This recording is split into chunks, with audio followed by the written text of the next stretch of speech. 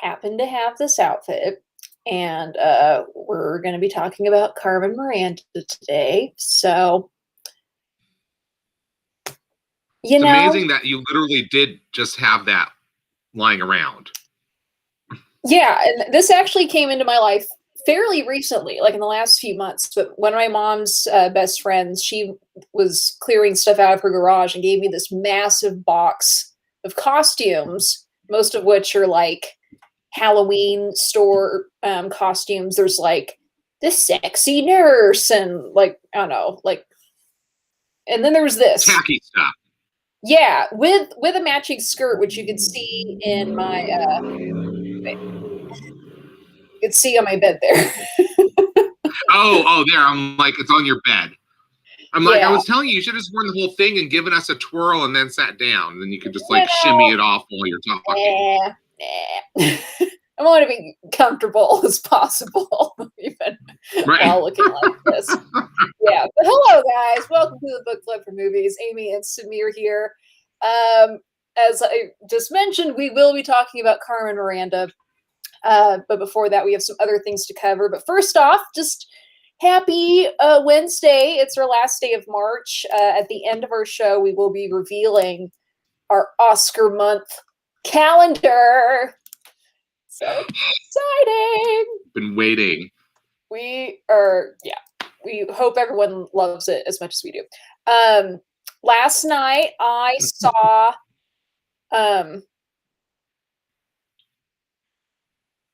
Minari. I was about to say Moderna. Oh, Amy. And vaccines. But look, we have some new folks here who are all loving your outfit. Thank you. Michelle and Colin and Linda are all coming, and like obviously, hello. Our regulars, Crystal and Walter, are loving it too. I saw Minari last night, and I loved it. It was really, really good. Highly recommend it.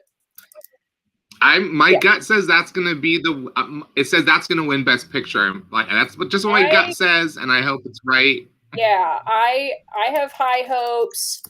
I only have one more film to see, and that is The Father, and then I will have seen all of the nominated films this year for Best Picture. I saw the movie in theaters, and I saw at least the theater I go to, and probably some other theaters, like more like landmark theaters. They are going to be showing all of the Oscar-nominated short films, which they usually do anyway. Oh, cool. Theaters, but all of the short films, documentary shorts, animated shorts, you could see all of them in theaters. So I'm going to try to do that too before the Oscars come out, just so I could be, up to date on everything. Yeah, but how are you doing, Samir?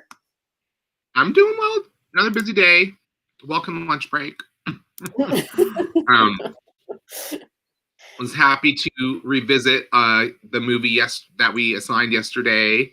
Yeah, that was a delight, as I expected it to be.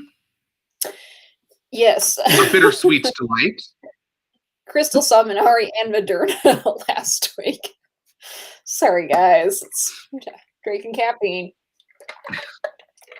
But yes, let's talk about the film from last night. Last night we talked about Hong Kong director Wong Kar-wai and his film from 2000, 2001, In the Mood for 2000. Love. Yeah, I realized that I haven't seen this. I still think I have seen, is it 2046. 2046. I was going to say 2049. I was like, no, that's the Blade Runner. Yeah, that's a different one. But 2046 is also the hotel room number that he rents in the movie. I'm pretty sure. I think I've seen that one, but had not seen In the Mood for Love. I watched it earlier. One thing I really liked, and I texted Samir this as I was watching this, was there's only like 3 or so pieces of music throughout the whole thing, maybe a 4th one, but there's a score. They play, I think they were playing Quizás or perhaps But then the one that really stood out to me. Damn. It's gone now. But they played the song Ojos Verdes, which is a song that's really close to my heart, because it's one that whenever my parents are out at a Mexican restaurant and they have some mariachi players, my dad will always ask them to play that song for my mom, because my mom has green eyes. So as soon as they heard that, I was like, Ojos Verdes. And the mariachi players usually like it because it's different from people asking, like, can you play La Cucaracha or La Bombo? One time I heard them play Feliz Navidad, and it was like June, and I just felt, it's like, you better give those guys a big tip, okay? Come on. That's ridiculous. Yeah. That anybody would ask that, not during the holiday season. Yes. But yes, the Nat King Cole, like, Spanish songs. I thought there was 3 of them, but I remember 2. And then there was a song, like a Chinese song, that sounded like Happy Birthday. Mm-hmm. Yeah. That song is really beautiful. I forgot the name of the singer for that. That's a famous song too. But yeah, it's mostly the songs repeated. So there's like leitmotifs that are replayed over and over. It's like, they're sort of going through the same cycles over and over as they cross paths. And that's definitely their theme throughout the whole movie, is the ships crossing in the harbor, like just missing each other in some way. Yeah. Every time. I must say I did get a little confused towards the end. Up to the end, I thought that I knew exactly what was going on and understood everything. But after, because it kind of abruptly ends, and I did go back to the Wikipedia page and read the plot, which then it listed the end exactly as it happens, and then it was like, oh, okay. I didn't know what was going on, I guess. Well, you remember the description of what he does at the end, right? Mm-hmm. Like, someone describes it earlier. No, I got that. I knew what he was doing there. I think I was just like, I think I missed the part where like they had just missed each other a couple of times, especially in Singapore, because then for a second I was like, wait, she went to Singapore? And then like, well, now why isn't she there? And yeah, and then I and then you had to read the plot description to understand. Yeah, I think I missed why he went to Cambodia. So then I was just like, oh, now he's in Cambodia. We're ending on this beautiful Cambodian ruins. Like, I thought it was just he wanted, because that's where you tell your secret to release it and then trap it there forever. So it's not exactly it doesn't seem like a promising end, except that the mud that he covers the hole with is like, has grass growing out of it. So there's like the notion from that shot that something can grow out of that way. So it's maybe not the end.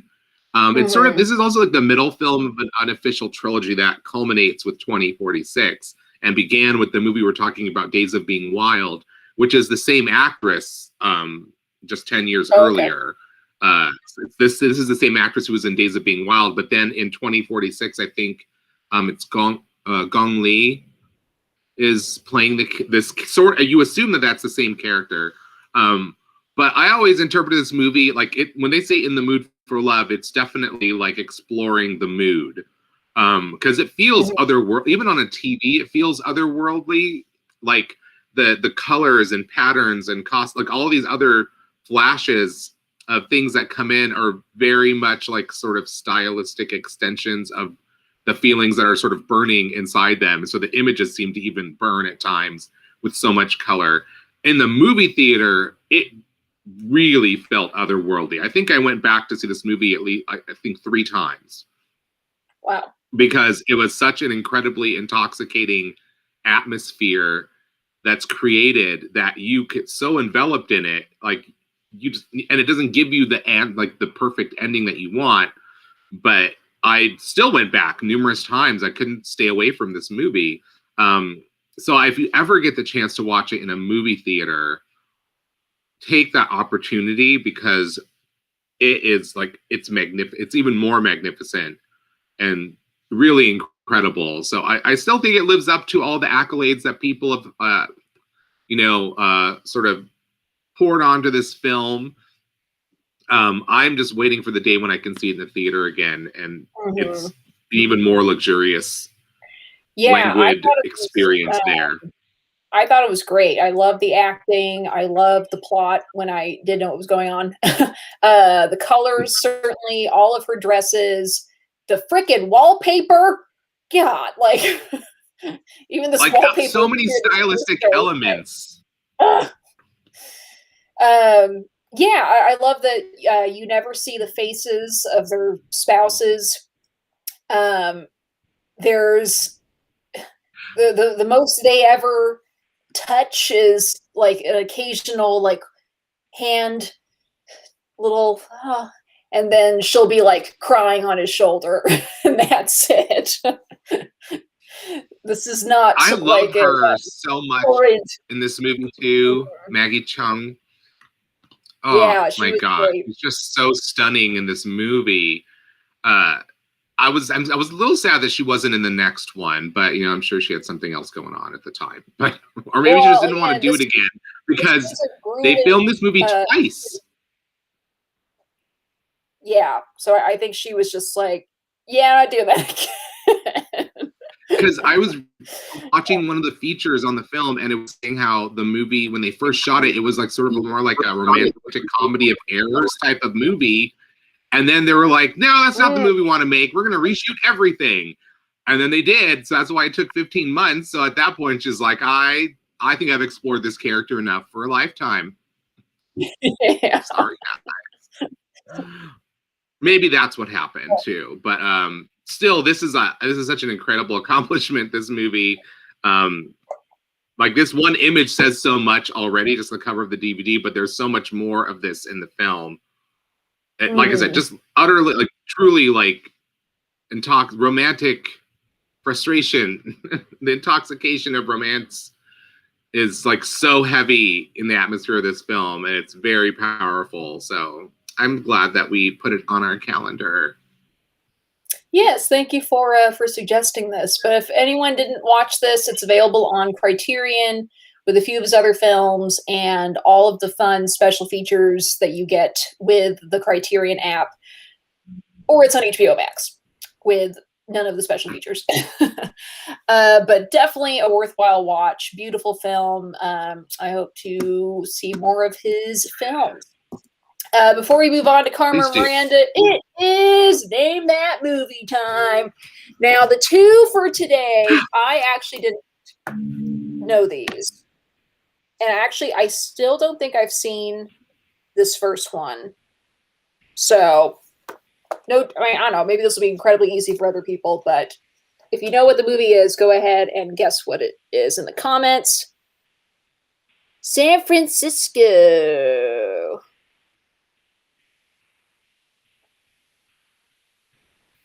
I think I know.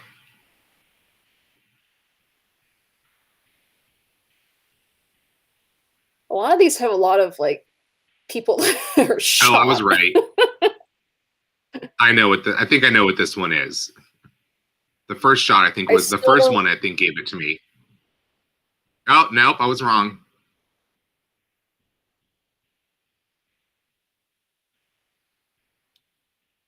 All right. You know what this is? Go ahead and put it in the comments. Again, I didn't know this. I still haven't seen this movie. What is it? Bullet? Yep. Walter got it. Yeah, I still have not first, it was tricky because Walter Murray got it. We both got it. Yes. At first, when he saw the San Francisco, I'm like, okay, I have a feeling. And then I saw the broken mirror. And then I was like, oh, is this lady from Shanghai? Because I remember the broken mirrors in the shots, but there would be more mirrors. And then I saw the car, and I'm like, nope, it's Steve McQueen. Bullet. It was the car plus San Francisco gave it to me. All right, so that's one. Let's do one more here. This is another one that I have seen this movie, but wasn't familiar enough with it to know what this is. But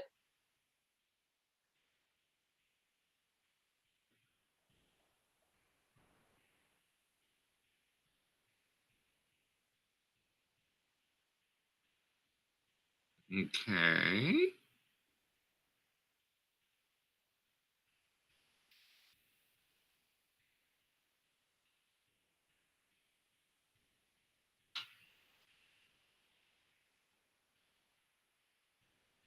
and if you know what it is, let's see it in the comments.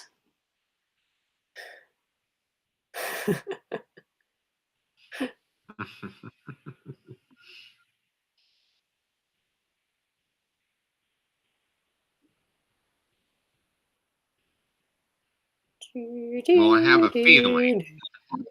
I didn't see the last ones though. Oh, did it freeze up? Yeah. It's not Rounders. So we've got another dead guy. Another dead guy. Bridge. I know, that's been a common theme of a lot of these. Does anyone want to guess what that is? I was gonna guess Scarface, but you know. No.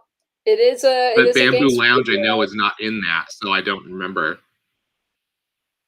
All right, if no one's gonna get this, I'm gonna go ahead and say it. It's Goodfellas. Damn it! Which I've seen, but I certainly am not familiar with it enough to know. No, it's not the Great Muppet Caper. The Bamboo Lounge is the clue that gives it away. I don't remember the cocaine. The rest of those, the cocaine could be almost any mob movie. Like it's the number on the card that gives you the clue. But I didn't remember the number on the card from that scene. Yeah. All right. Well, those two were hard. Thanks for playing. We'll have two more tomorrow. All righty. Let's move on to Carmen Miranda. I love this photo of her. Most of her photos, she has like her kind of trademark smile, and I love that this is just like a smirk. I love this photo. Carmen. She's always got that knowing smirk.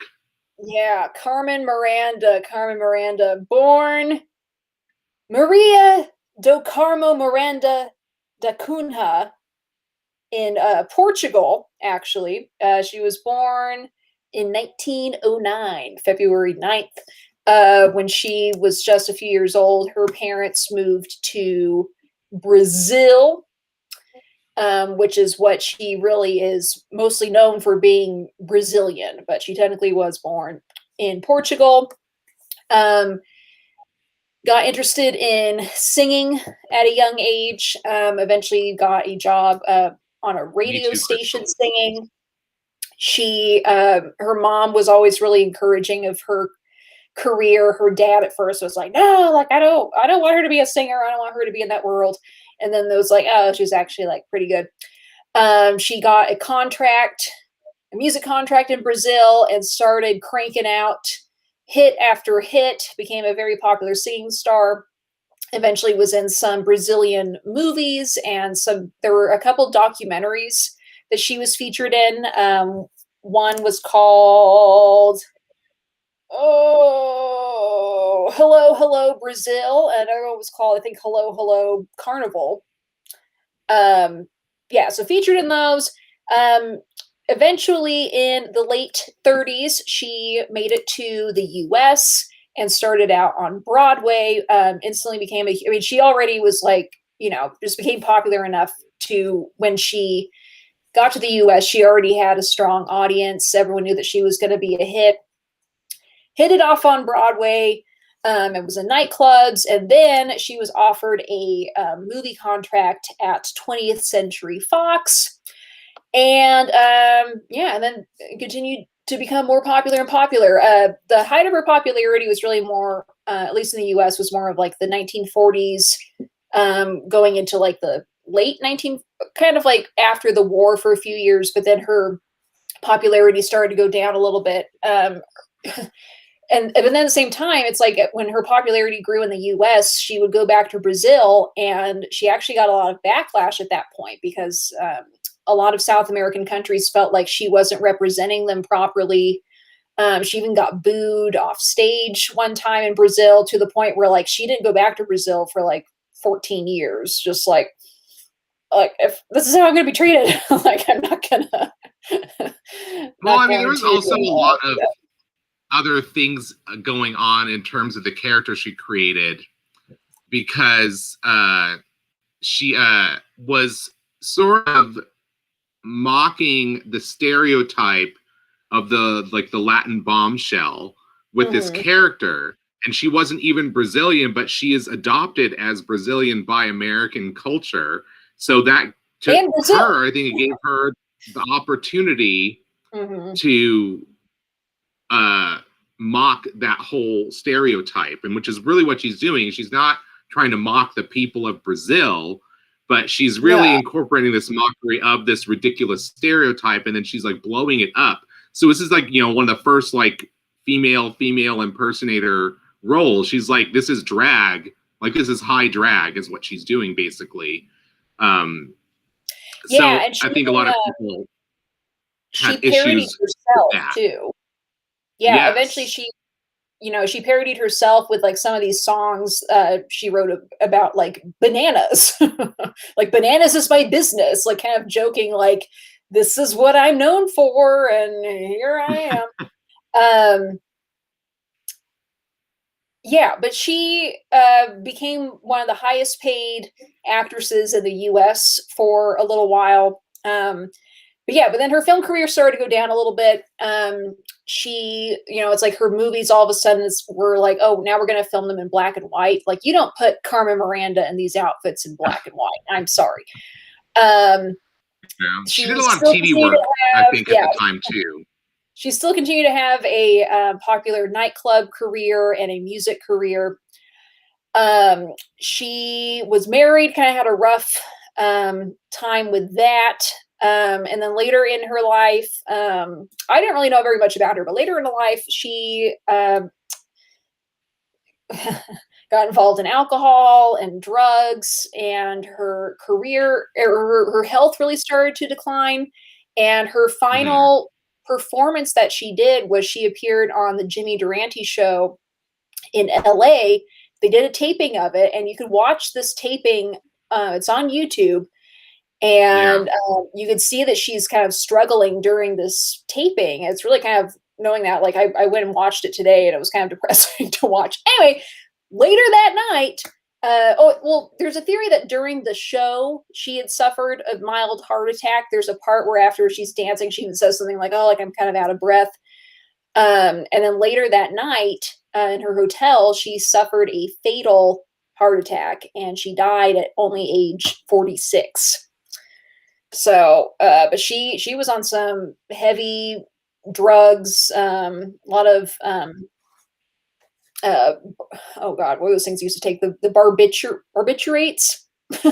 That was a popular one. Come on, you know your Hollywood history. You should know that word if you know your Hollywood history. I know my Hollywood and know how to say it. It's been the downfall of many a Hollywood star. Yeah. Anyway, so tragic end. You know, someone who gone too soon, but what a legacy she left behind. I was going to say another aspect of her story is the corporate theft of this image and character she created. Yeah, now you tell us more about that. She well, the image that you're going to see of her in the movie we chose for today is really where the image, like Amy's costume, comes from. That the image in the movie is inspired by. The first time we really saw this was in The Gang's All Here with this song. Was wearing this stuff earlier, but the song in The Gang's All Here was kind of like the peak of it. Yes. Of like, let's make this as big as possible. I'm almost done talking about it, but. The number in the movie is very specifically referring to this image of her, and it's part of the way in which she mocked herself. But this ties into what I'm talking about later, because the image from this movie specifically branded her as the lady with the Tutti Frutti hat, or the lady in the Tutti Frutti hat. That number is in this film. That is the moniker that stuck to her. The image of her with the bananas in this film, and you'll see it when you get there. It's wild. Became so ubiquitous that the image was basically stolen by the Chiquita Banana Corporation. And they just copied this character she had created that she was putting into all these films that she was cast in. And then they didn't pay her for using her likeness to sell the bananas. And so she sued them for stealing her likeness, for stealing this character that she created, but that she lost. Ironically, she lost that lawsuit, even though it was obvious to everybody that they completely stole this character she created for, for the films that she was in. It's just like, it's so horrible. And it's covered actually in another documentary that was not available. It's not available streaming, unfortunately, that is named after one of those songs, which is Bananas Is My Business. And that's the name of this documentary that covers her life and covers that part of that documentary, covers that case. But she never really got justice for them, really. And of course, that corporation, that product is sold worldwide, has made billions upon billions of dollars since that time. And, neither her nor her estate or anything ever saw a dime from any of that, despite the fact that they really just copied her image to sell the product internationally. It's so awful because when you see the movie, this is completely her creation. Like, nobody else did this for her. This wasn't like some director put her in a fruit hat and then that was her thing. It was like she was smart enough and a good enough artist to pull together all these influences, and she knew what she was doing when she was in these movies. And at least we have the movies to go back to really see this a really cool comic manic energy that she has. That her story ends with her even performing to her dying breath. It's just it's sad that she was gone so soon, but it also makes sense that she would, the last thing she did that anybody saw was her dancing and entertaining people, because that's what she loved so much to do. I just love her. Obviously, she is gay men the world over responds to the, really over the top, colorful nature of the character and the costumes. We just love anything that bizarre and really out there.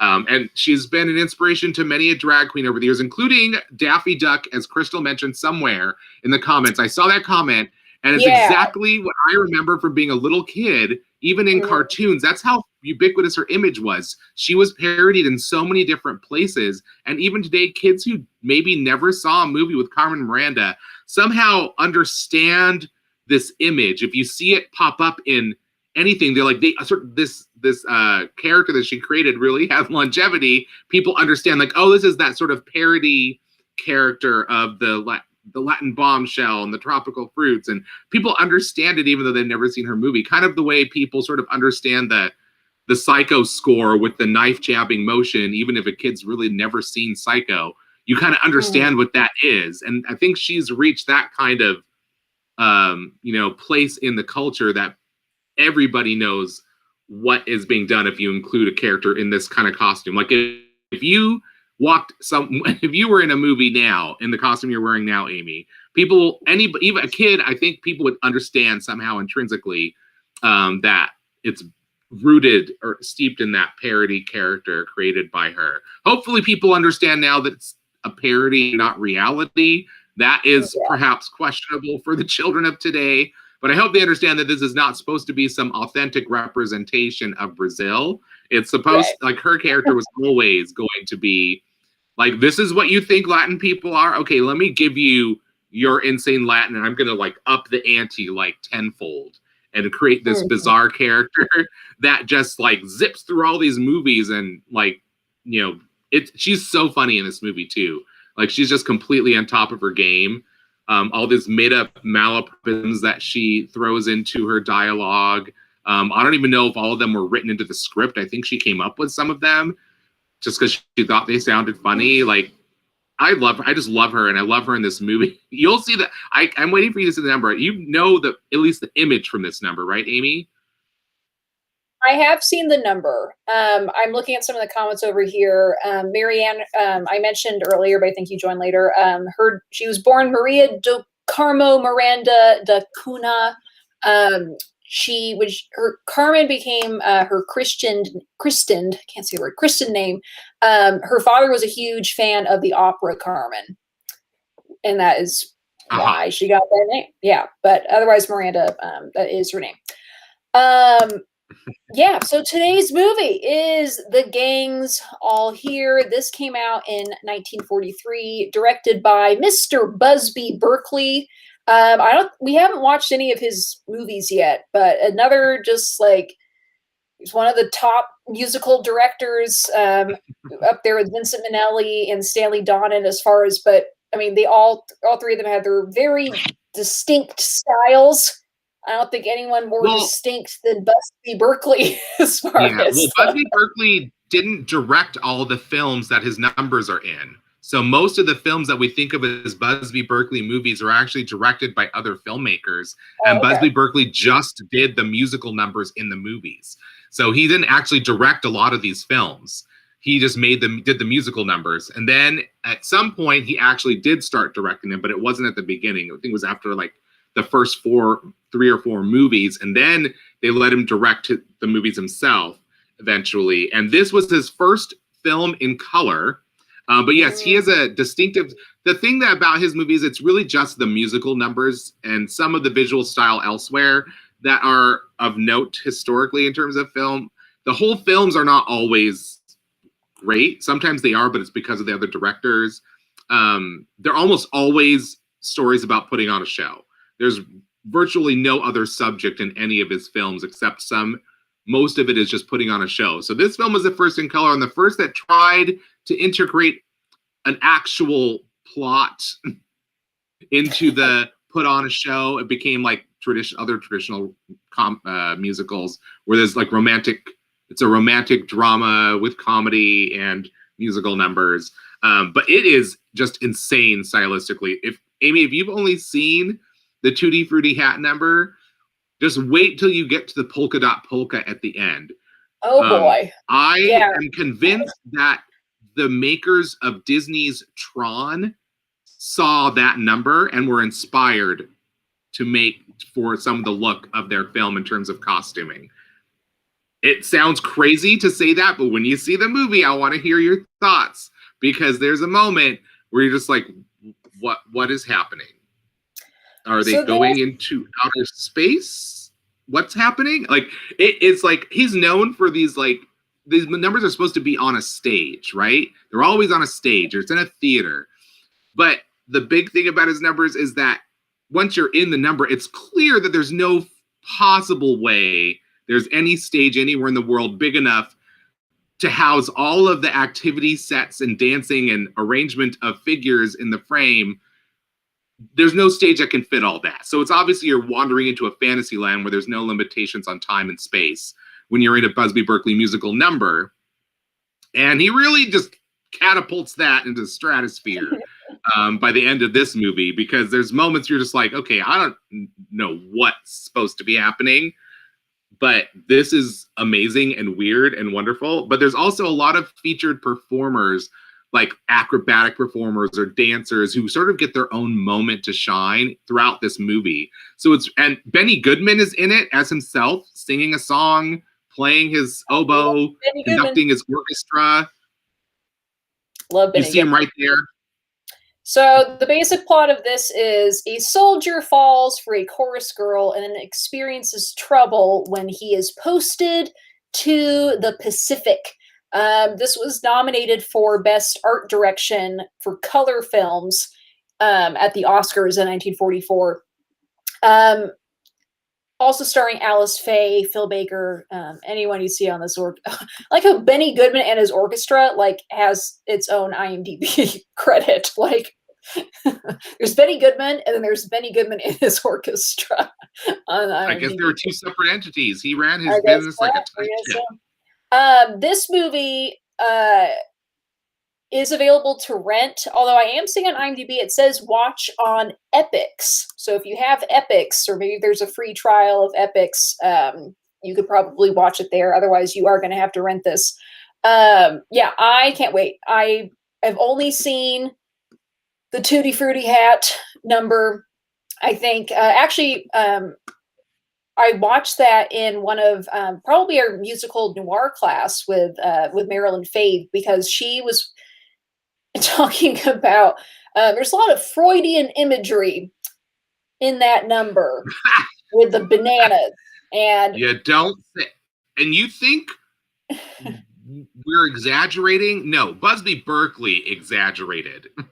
Yeah, you will never forget watching that number, and I'm really looking forward to seeing the rest of the film. Yeah, I can't wait. But yeah, this is on available to rent or on Epix. We'll remind you about it more towards the end here. But we have some other things to go over. Before we reveal our much anticipated April Oscar calendar, let's look at our March calendar again. Let us know what was your favorite film from this month. Were there any new favorites, old favorites? Samir, what were some standouts for you? Kind of our little month in review. Oh my goodness. Well, the only movies that I had not seen on here, I think, was Frank and Uptight, and Life Ahead, and New World. But New World obviously is not gonna. That's not gonna be my inspirational moment from this month of movies. But I really loved Secret of Rowan Inish from Irish Week, and I really loved Uptight. Those were like the two movies that I had not seen before that I think I loved the most. Yeah, oh boy, I loved Uptight. I loved finally getting to see Beauty and the Beast. That was just so beautiful. Oh, Andres, you're just in time. The New World, obviously, I will always love with Colin Farrell. I love seeing Sophia Loren. I loved revisiting A Little Princess. I was surprised by how much I enjoyed The Secret of Rowan Inish. That was also a first viewing for me. The Scarlet Empress was great. Perfect Sense was great. Grease 2 is always just going to... Yeah. Yeah. I love that we got 3 musicals in the last few movies. I know, and technically it feels like yesterday's movie was a musical too. There's music throughout, just repeated, kind of like Les Mis, same 3 songs over and over. Yeah, but it was, I think we got quite the variety of films in here. Our fantasy films were great. A Little Princess was just so much fun to go back and watch. Yeah, but these calendars are always still going to be up on our Instagram if you ever want to go back and look at them and see. Thought you were the only one. Oh no, I am a lifelong devotee of Romeo and Michelle. Like, love that movie. Intensely devoted and in love with that film ever since I saw it when it first came out. I've had the same DVD of it since that DVD first came out. Ever since, it's over like 20 years old now, more than that. Still kicking too. It still works. Absolutely, that is one of my favorite comedies. Perfect combination of heart, campy humor, great comic acting, great script. Like all of that is just, for me, it's a masterful comedy. But I was restricting my favorites for new things that I had seen, because I'd seen almost everything else that was on there that I'd seen. I'm like, well, we put this on here because we love it. Yeah. All right. So I try to do the new ones, but here comes. Any of our old calendars, we technically only started making calendars in October, and we've been doing the show for months before that. October's when we finally decided to get organized. But they're all still on our Instagram if you ever want to go back and watch some of these, and then maybe find our old shows. If you want to learn more about some of these films, they're all on my on our Facebook, and then they're on YouTube starting in January. Yeah, Andres, I just literally happen to have this costume. But here we go. Dun, da, da, da, da, da, da, da, da. It's a wonderful night for the Oscars. Oscars. Okay, we have this is the calendar that is going to separate the boys from the men, the girls from the women. It's time to buckle up, people. This is our Super Bowl month. This is not for the faint of heart. Here we go. April 2021. First off, we're starting tomorrow with Bad and the Beautiful. Yeah, Bad and the Beautiful. I'm so excited. Every single one of our Genre Thursday movies this week are movies about movies. Now, another thing with this calendar is every single one of these films, except for one, are all Oscar winners. Now, Samir, can you tell us about the one movie on here that did not win an Oscar and why we chose that film? So we did want, originally we were thinking of this calendar, we were trying to have a category of movies that should have won Oscars but didn't. But we also still wanted to keep our movies about movies Genre Thursday. So we weren't able to keep both concepts in this calendar. It just it wouldn't have worked. We couldn't do both those things. So we still stuck with movies about movies, but we decided to still keep one rebellious choice for a movie that we think should have won. Even though the director did win for other films, and there are actually quite a few directors in the history of the Oscars who did not win Best Director for their best film, and then they sort of got like a pity Oscar or an Oscar that said like, sorry, we didn't give it to you for that, but thanks for making this other great movie that we loved. Here's an Oscar now. And if we had the choice, we would go back and award that Oscar to a different film by that filmmaker. So we gave one spot to that this month, and that was our Director Tuesday at the end of the month with Alfonso Cuarón for Children of Men, which I still think is his best film. I think it's one of the best films of all time. Easily one of the best films that was made in this new century and the century before. I think it's just an incredible accomplishment. Truly a brilliant, like once in a lifetime kind of movie or work of art that just, I don't know why it didn't sweep all the awards. Everything about it is just incredible. Acting, cinematography, direction, like every aspect of the script, it all works so brilliantly. And so we really wanted to celebrate that movie in some way, and we felt like that was the one place we'd make that our one rebellious choice. We've been wanting to get Children of Men on the calendar for months, and we thought this was finally the time to do it. It's a favorite of both of ours. That's our protest film. That's our protest choice. But we also kept so Fridays. We have to explain to our Fridays. The choices that we did for Fridays, which are usually, cult classic Fridays, we actually decided to devote those days to different categories of Oscars that, this gives us an option, a way to talk about a lot of other great films that won awards for. As we're going down the list, you'll see cinematography is our first Friday. The second Friday, we're going to do art direction. And in some of these categories in the history of the Oscars, they used to give separate awards for like color cinematography and black and white cinematography. Color costumes, black and white costumes, art direction in color and black and white, and so forth. So for those categories that had dual awards given for black and white and color, we've given you double features for the weekends for some of those categories. So Amy, let's go down these categories. Oh boy. Well, we've got cinematography with Master and Commander and The Picture of Dorian Gray, the 1940s version. Then we have art direction with The Red Shoes and also the 1940s Great Expectations. For makeup, An American Werewolf in London was the first winner of Best Makeup in the 1980s. And then Pan's Labyrinth is just another one that, whenever I could squeeze that film in there, we have to. Great makeup. Incredible. We're only doing one film for editing, but we have a good one, Who Framed Roger Rabbit. That is the weekend of the Oscars, which is on the 25th.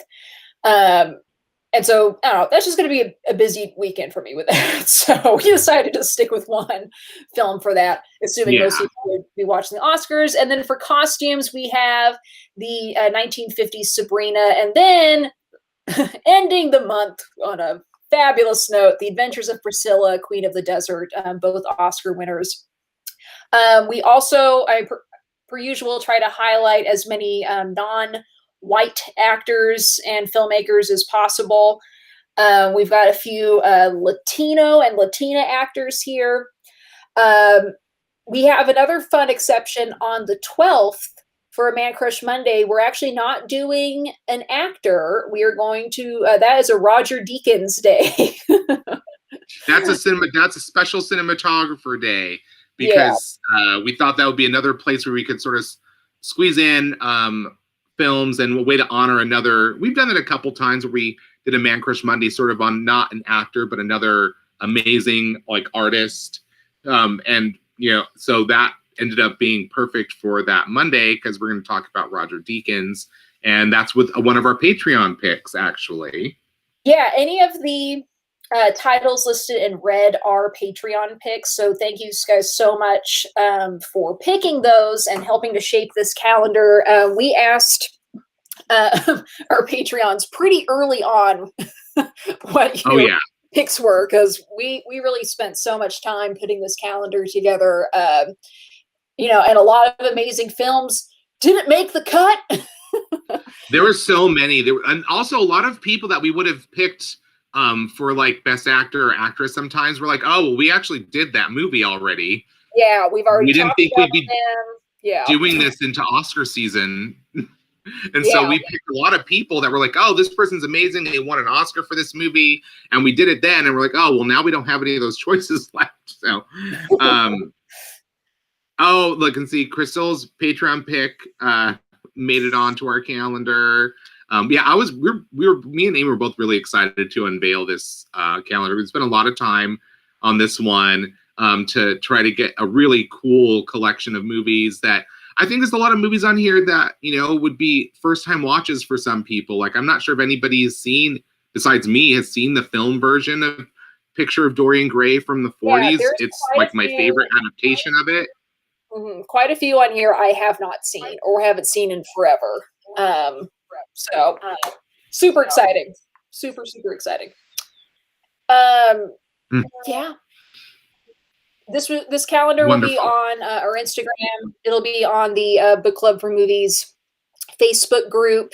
Again, I'm going to be printing this out, putting it on my fridge with my Book Club for Movies magnet that I got. It's all about the merchandising, but we can't wait.